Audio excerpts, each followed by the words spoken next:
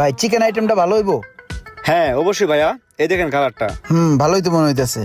ঠিক আছে, তাহলে আমার 1 পিস চিকেন দেন। ভাতিজা কি লইতাছো তুমি আনতে? আসসালামু আলাইকুম কাকা, এই চিকেন আইটেম কিনতেছে আর কি। চিকেন কিনতাছো?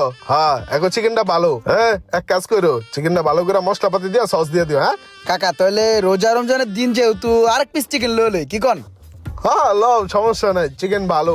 ওই তাহলে আমার 2 পিস চিকেন দাও। 2টা ওকে। তো ভাইয়া কয় টাকা হইছে? হ্যাঁ ভাতিজা, কি করো এই জায়গায়? আমি আছি না, আমি থাকতে তুমি বিল দিবা কে? হ্যাঁ? আরে কাকা, কত হইছে ভাই? 300 টাকা ভাইয়া। 300 দিচ্ছি, আমি দিচ্ছি। এই যে লন ভাই 300 টাকা। এই যে ভাইয়া পার্সেলটা। আসসালামু আলাইকুম। ঠিক আছে কাকা, আসি। অনেক অনেক ধন্যবাদ। পার্সেলটা বাসায় দিয়ে